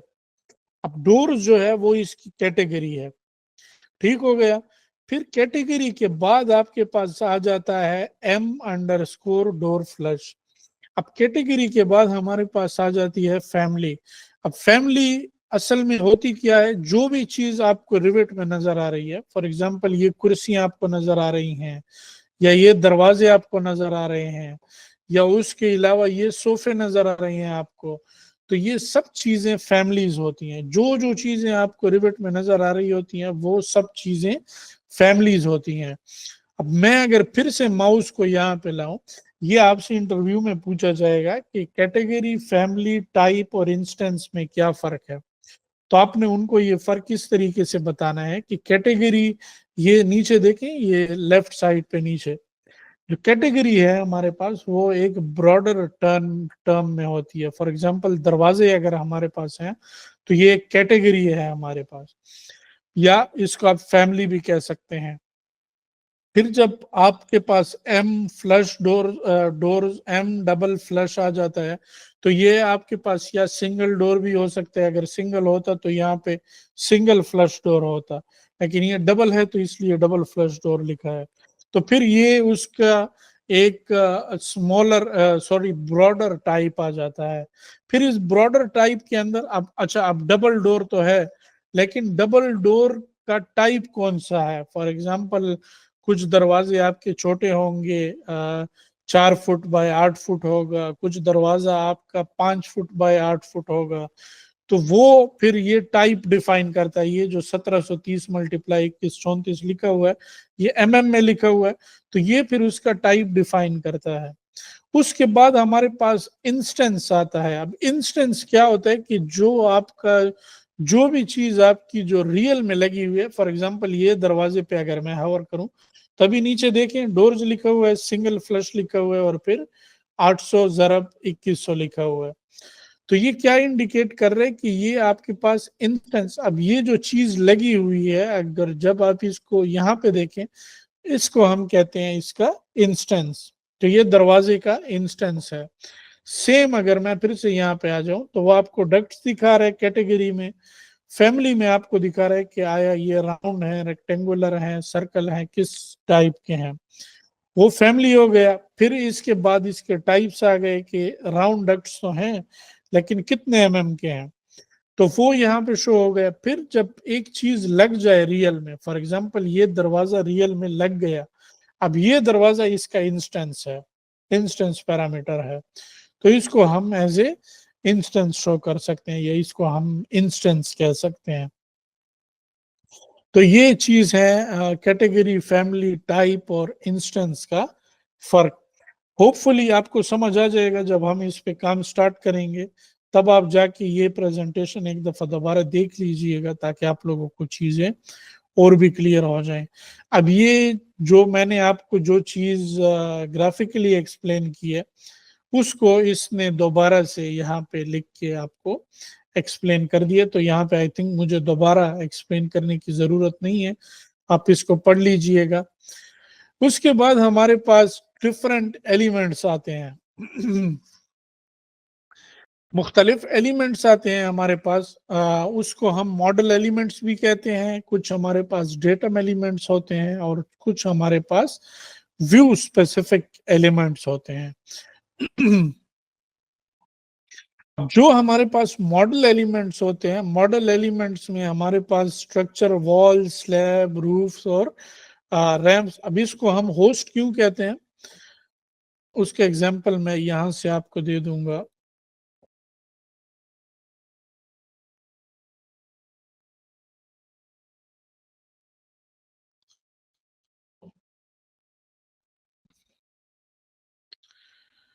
फॉर एग्जाम्पल ये एक दीवार मैंने बना ली है ना, अब मैं अगर कोई खिड़की या दरवाजा इसके अंदर लगाना चाहता हूं तो ये जो है ये हमारे पास एक होस्ट बन जाता है। या अगर कोई छत है, छत के अंदर आप कुछ लगाना चाहें वो आपके पास होस्ट एलिमेंट वो होता है जो और और फैमिलीज को अपने अंदर एडजस्ट कर पाए। अब ये जो दीवार है इसको हम होस्ट इसलिए कहते हैं क्योंकि ये जो और मॉडल एलिमेंट्स हैं ये इसके अंदर खुद को एडजस्ट कर पा रहे हैं एक तरीके से। तो अगर मैं फिर से यहाँ आ जाऊं तो ये होस्ट में हमें बता रहा है कि स्लैब्स, रूफ्स, वॉल्स और रैम्प्स ये चीजें आपके पास होस्ट हो गई। फिर मॉडल एलिमेंट्स में हमारे पास क्या आ जाती हैं, बीम्स, कॉलम्स, विंडोज, डोर्स, ये चीजें आपके पास आ जाती हैं। फिर उसके बाद डेटम एलिमेंट्स। अब इन चीजों को आपको, अगर आप रिवेट पे डायरेक्ट काम करना चाहें तो आपको इन चीजों को याद करने की जरूरत ही नहीं है, लेकिन ये इंफॉर्मेशन इंपॉर्टेंट इसलिए होती है कि आप अगर जिस चीज पे काम करना चाहें आपको उस चीज का पता हो कि ये चीज एक्चुअल में है क्या। तो ये मॉडल एलिमेंट्स हमने देख लिए कि मॉडल एलिमेंट में होस्ट और मॉडल कंपोनेंट्स जो हैं उनमें क्या फर्क है। फिर डेटम एलिमेंट्स जो मैंने आपको बताया ये सिर्फ डेटम होते हैं, ये सिर्फ रिप्रेजेंट कर रहे होते हैं आपको आपके लेवल्स हो गए। फिर आपके पास मुख्तलिफ किस्म के ग्रिड्स हो गए। ग्रिड्स के अलावा आपके पास जो और लाइंस वगैरह हो गई, जो आपको ये ग्रिड जिनको हम ग्रिड्स कहते हैं, अभी ये क्या होते हैं, क्यों यूज होते हैं, ये हम आगे जाके देखेंगे। आप लोगों से भी इन चीजों की राय लूंगा ताकि आप अपने तरीके से एक्सप्लेन कर पाए, तो इनको हम आगे जाके देखेंगे। तो ये डेटम, ग्रिड्स, ये चीजें हो गई, ये लेवल्स हो गए, इनको हम कहते हैं डेटम एलिमेंट्स। उसके बाद व्यू स्पेसिफिक एलिमेंट होते हैं। व्यू स्पेसिफिक में हमारे पास डिटेल्स और एनोटेशन एलिमेंट्स। अब एनोटेशन क्या होते हैं को मैं बताता हूँ। ये हमारे पास एनोटेशंस हैं। अब ये राइटिंग में हमने लिखा हुआ है आउटडोर डाइनिंग, ये टैग्स हैं हमारे पास, ये एनोटेशंस हैं। जो चीज आपको इंफॉर्मेशन दे रही हो उसको हम एनोटेशन कहते हैं। तो इन एलिमेंट्स को हम कहते हैं व्यू स्पेसिफिक एलिमेंट, और ये हर व्यू में अपने अपने होते हैं। अब यहाँ पे आउटडोर डाइनिंग लिखा हुआ है। अब ये ऐसा नहीं है कि ये आपने यहाँ पे लगा लिया तो दूसरे फ्लोर में ये खुद से नजर आएगा, नहीं, यहाँ पे आपने अलग से उसको कॉपी करना होगा तब आपको नजर आएगा, वरना आपको नजर नहीं आएगा। इसलिए हम इसको व्यू स्पेसिफिक कहते हैं। तो ये जो चीजें हो गई, इसके अलावा हाँ ये व्यू स्पेसिफिक हो गए आपके पास। ये अभी मुझे पता चल रहा है कि आप लोगों को अगर शायद इसकी थोड़ी सी समझ ना आए, लेकिन ये आपके लिए आगे जाके बहुत फायदेमंद होने वाली हैं, क्योंकि मैं इनको इनके नेम से याद करूंगा, तब आपको समझ आएगी वहां पे कि हाँ इस नेम की चीज ये वाली थी। उसके बाद दोबारा से फैमिलीज आ गए। अब इसमें तीन तरीके से हमारे पास फैमिलीज होती हैं। एक हमारे पास होती है सिस्टम फैमिली, एक होती है हमारे पास लोडेबल फैमिली, एक हमारे पास होती है इन प्लेस फैमिली। अब सिस्टम फैमिलीज क्या होती हैं? सिस्टम फैमिलीज वो होती हैं जिनको आप चेंज नहीं कर सकते। अब ये दीवार है, दीवार को आप चेंज, हाँ इसकी शक्ल आप चेंज कर सकते हैं। फॉर एग्जांपल अगर मैं इसको यहाँ पे कोई और शक्ल देना चाहूँ, इसका यहाँ पे मैं कोई ओपनिंग क्रिएट करना चाहूँ, तो हम यहाँ पे इसमें ओपनिंग्स वगैरह क्रिएट कर ओपनिंग्स क्रिएट कर सकते हैं। आप इनकी शक्ल भी चेंज कर सकते हैं, लेकिन आप इसको बाहर से दूसरी दीवार लोड नहीं कर सकते। तो ये जो है ये डिफॉल्ट सिस्टम फैमिलीज होती हैं जो यहाँ पे ऑलरेडी इसके अंदर डिफाइंड होती हैं। अब ये हम आगे जाके देखेंगे कि किस तरीके से कौन सी दीवार कैसे काम करती है, तब जाके आपको इसकी आसानी से समझ आ जाएगी। तो ये इनको हम सिस्टम फैमिलीज कहती हैं। दीवार हो गए, छत हो गए, ये चीजें हो गई, ये सिस्टम फैमिलीज हैं। उसके बाद आपके पास आ जाती हैं लोडेबल फैमिलीज। अब लोडेबल फैमिलीज क्या होती हैं? दरवाजे हो गए, खिड़कियां हो गई, कुर्सियां हो गई, फर्नीचर हो गया, ये चीजें आपके पास हैं लोडेबल फैमिलीज। इनको आप लोड कर सकते हैं कहाँ से? यहाँ पे अगर मैं मैनेज में आ जाऊं, सॉरी इंसर्ट में आ जाऊं, यहाँ से हम मुख्तलिफ फैमिलीज लोड कर सकते हैं। कैसे करेंगे आगे देखेंगे, आगे जाके इंशाल्लाह इसको देखेंगे। तो ये लोडेबल फैमिलीज हो गई। उसके बाद हमारे पास कुछ होती हैं इन प्लेस फैमिलीज जो हम उस व्यू के लिए स्पेसिफिकली क्रिएट करते हैं। उनको हम कहते हैं इन प्लेस फैमिलीज। वो कैसे बनाते हैं वो भी हम आगे जाके कोई देखेंगे, कोई विंडो वगैरह बना के देखेंगे। लेकिन इन प्लेस फैमिली और लोडेबल फैमिली मोस्टली सेम होती हैं, क्योंकि इसको भी हम दोबारा से लेके आ सकते हैं। लेकिन अगर आपने कोई स्पेसिफिक ओकेजन के लिए कोई चीज बनाई है, तब आप उसको सिर्फ उस व्यू में ही देख पाएंगे। हर व्यू में आपको अलग से कॉपी करनी होगी, या दोबारा से आप उनको लोड नहीं कर सकते। तो उनको हम इन प्लेस फैमिली कहते हैं। 3 टाइप्स की हैं। कौन कौन सी? सिस्टम, इन प्लेस और लोडेबल। सिस्टम जो हम ना क्रिएट कर सकते हैं ना बाहर से ला सकते हैं, सिस्टम फैमिलीज हो गई। इन प्लेस जो हम स्पेसिफिक ओकेजन के लिए या प्रोजेक्ट रिक्वायरमेंट के लिए बनाना चाहें, इन प्लेस फैमिलीज कहलाती हैं। लोडेबल फैमिलीज जो हम बाहर से लोड कर पाए, दरवाजे, विंडोज, फर्नीचर, ये चीजें हो गई, इनको हम लोडेबल फैमिलीज कहते हैं। ये जब हम आगे बनाएंगे तब आपको मैं एक एक का डिफरेंस बताऊंगा। फिर इसमें मुख्तलिफ इंटरफेसेस आ जाते हैं। अब मुख्तलिफ इंटरफेस अगर मैं आपको इंटरफेस के लिहाज से बताना चाहूँ, तो अगर मैं आर्किटेक्चर में आ जाऊं तो यहाँ पे जो भी कंपोनेंट्स आर्किटेक्चर में यूज होते हैं वो आपको यहाँ पे शो होंगे। स्ट्रक्चर में जो कंपोनेंट्स यूज होते हैं वो यहाँ पे शो होंगे। स्टील के कंपोनेंट्स जो शो होते हैं इधर शो होंगे। प्रीकास्ट के अलग से शो होंगे यहाँ पे। सिस्टम सिस्टम क्या होता है कि जो हमारे पास एमईपी के कंपोनेंट्स होते हैं वो सारे आके इस जगह पे इस टैब में हमारे पास शो होंगे। इंसर्ट पे आप मुख्तलिफ चीजें जब इंसर्ट करेंगे, आप मुख्तलिफ रिवेट मॉडल्स लाएंगे, या आप कैड को लिंक करेंगे या कैड को इंपोर्ट करेंगे, तो वो इस टैब से होंगे। एनोटेट टैब से आप मुख्तलिफ चीजों को एनोटेशन लगा पाएंगे। तो ये मुख्तलिफ जो इसकी चीज़ें हैं, फॉर एग्जांपल अगर मैं इसको एनोटेट करना चाहूँ तो ये एनोटेट कर पाएंगे आप मुख्तलिफ चीज़ों को। फिर एनालिसिस, एनालाइज मुख्तलिफ, अगर आप लोग स्ट्रक्चर एनालिसिस करना चाहते हैं इस पे होते हैं, यहाँ से कर पाएंगे। मैसिंग अगर आप करना चाहें वो इधर से होते हैं। कोलैबोरेट अगर आप कोई और सेंट्रल मॉडल क्रिएट करना चाहें, जो हम नेक्स्ट क्लास में क्रिएट करेंगे, वो यहाँ इस टैब से होती है। ये सारे फिर मैं आपको, ये तो अभी वैसे ही सब बता रहा हूँ आपको, ये फिर मैं एक एक पॉइंट को एक्सप्लेन करूंगा कि कौन सी चीज कैसे होती है। व्यू टैब्स, व्यू कुछ स्पेसिफिक थिंग्स यहाँ पे होते हैं वो करेंगे। मैनेज में मुख्तलिफ चीजें हैं, पैरामीटर्स हैं मुख्तलिफ, वो हम देखेंगे। एडिंग्स हैं, किस तरीके से चीजें मॉडिफाई होती हैं, कॉपी, मूव, कट, ये जो जितने भी कमांड्स हैं वो यहाँ पे मौजूद होंगे। तो इनको हम बाद में जाके सबको देखेंगे। तो ये इसका इंटरफेस है, इसको आप देख लीजिए इस प्रेजेंटेशन को, तो आपको इससे काफी सारी चीजों का पता चल जाएगा कि कौन सी चीज कहाँ पे है। विद नंबर्स यहाँ पे मैंने सब कुछ मेंशन किया हुआ है। लेकिन जो मैंने आपको जिस तरीके से बता दिया इंशाल्लाह वो काफी इजी है, और मैं जब खुद एक चीज को बनाऊंगा तब आपको इसका असल पता चलेगा। तो ये मुख्तलिफ टैब्स इसने बताया, इसमें मैंने बताए हैं कि आर्किटेक्चर का, स्ट्रक्चर का, एमईपी का, स्टील का, ये कैसे हैं और किस तरीके से यूज होते हैं। तो ये इसके मुख्तलिफ रिबन्स वगैरह हैं। अब रिवेट कैसे काम करता है, किस तरीके से हम प्रोजेक्ट वगैरह लोड करते हैं, जो जो चीजें होती हैं, तो वो हम जाके इसमें आगे जाके इंशाल्लाह देखेंगे। तो ये हमारा आज का लेक्चर था, थोड़ा छोटा था, शॉर्ट था, चूंकि इंट्रोडक्शन थी। जब हम प्रोजेक्ट पे काम स्टार्ट करेंगे तब आपको टाइम का पता भी नहीं चलेगा और लेक्चर गुजर जाएगा।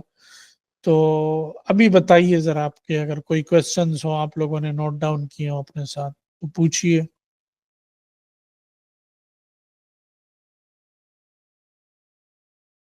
जी, एनीथिंग?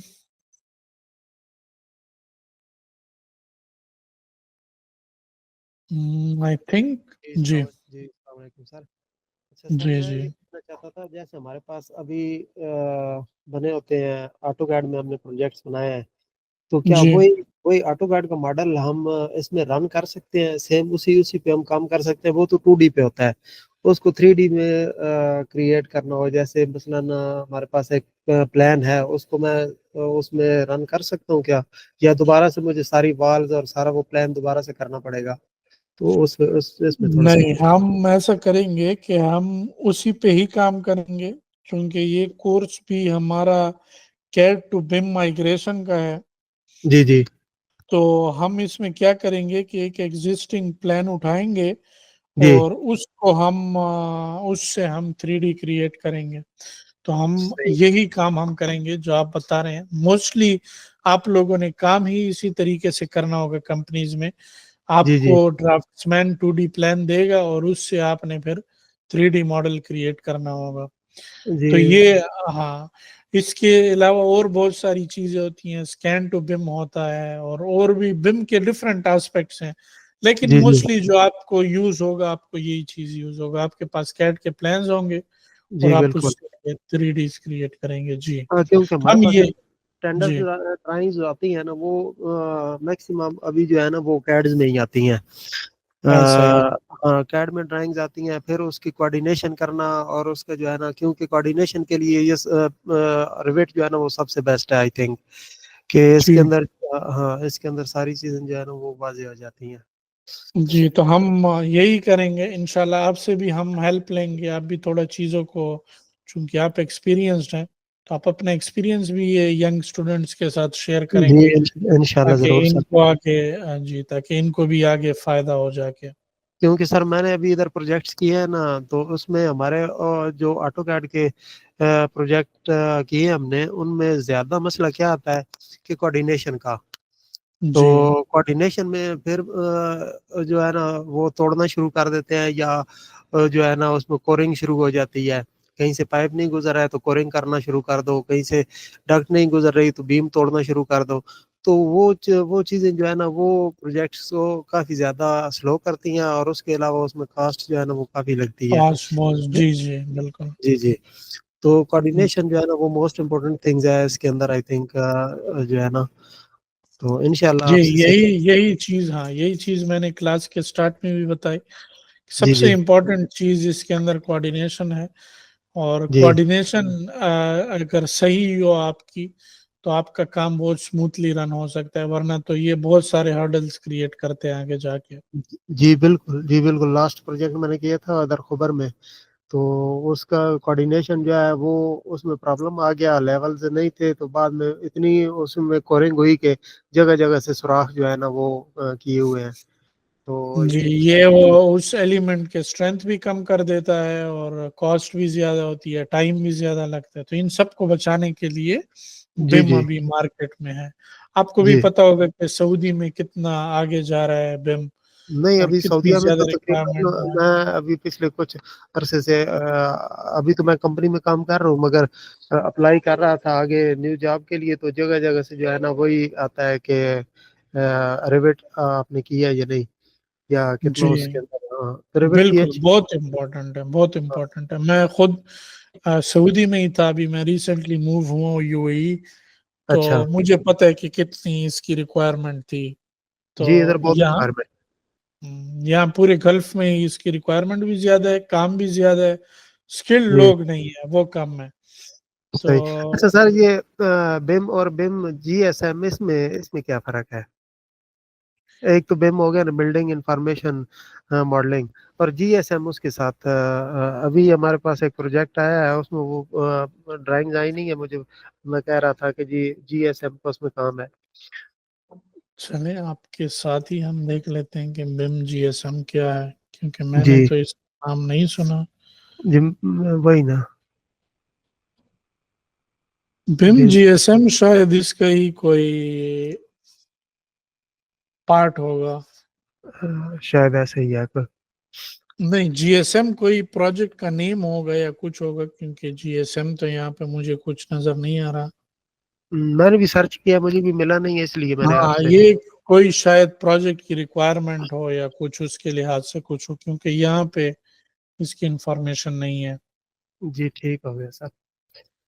मोस्टली आपको अगर रिविट रिविट खुद में इतना बड़ा समंदर है ना, कि मैं 6 साल से रिविट पे काम कर रहा हूँ, अभी भी मैं कुछ ऐसी चीजें हैं जो मैं सीखना चाह रहा हूँ, जो जी। मुझे नहीं आती, फॉर एग्जांपल डायनामो हो गया, वो अभी मैं सीख रहा हूँ करंटली। सही इसके अलावा इसकी फैमिलीज बहुत कॉम्प्लेक्स होती हैं।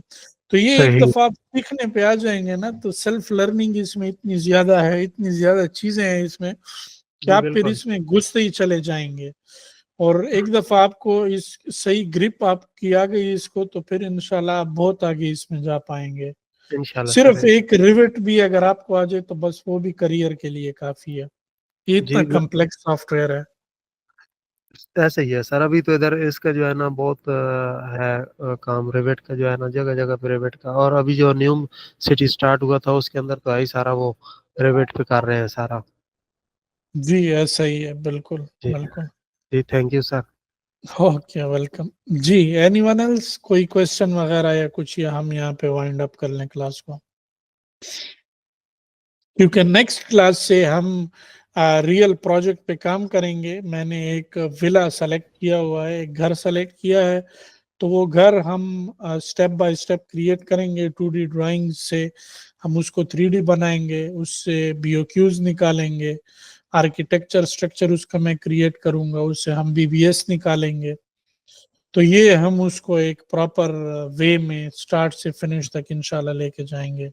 सर एक है कि अगर घर के बजाय हम थोड़ा सा जो है ना अब कर ले तो वो बेहतर नहीं होगा? ताकि एक छोटा सा प्लाजा जैसे होता है, उस प्लाजे में क्या हो उसके जाता है, उसके अभी अंदर मैं डक्टिंग आपको आ जी जाएगी, उसके अंदर डक्टिंग भी आ जाएगी, उसके अंदर जो है ना फायर फाइटिंग और बाकी जितने गैजेट्स हैं वो भी सारे आ जाएंगे, उसके मुतालिक हम सबको पता चल जाएगा।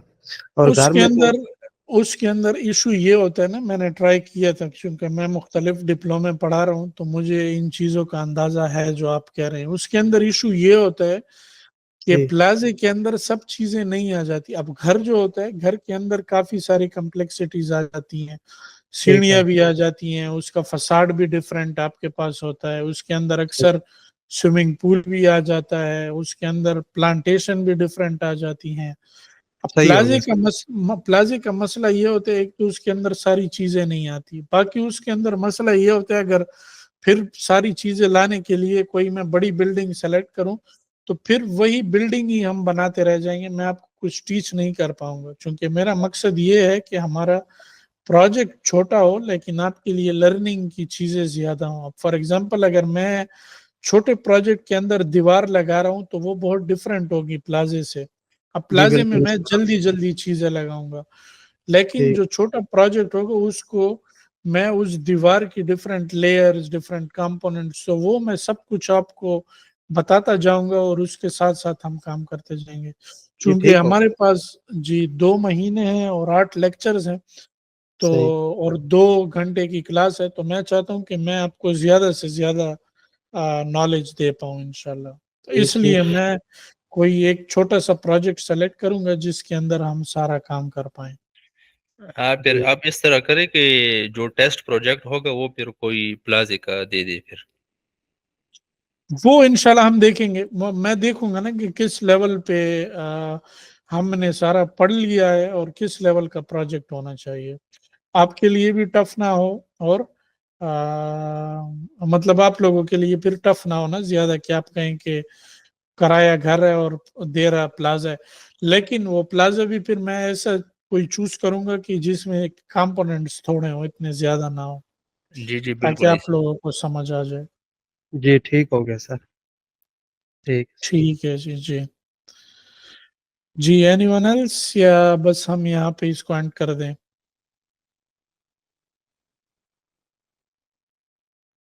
मेरे ख्याल से एंड ही कर दे क्योंकि कोई जी रिस्पॉन्ड ही नहीं कर रहा। जी। चलें फिर इंशाल्लाह आप लोगों से नेक्स्ट वीक मुलाकात होगी एक नई क्लास में नए प्रोजेक्ट के साथ। मेरे ख्याल से उसामा नईम कुछ पूछना चाह रहा है। नहीं नहीं सर, अभी कोई क्वेश्चन नहीं है, इंशाल्लाह नेक्स्ट वीक पूछेंगे।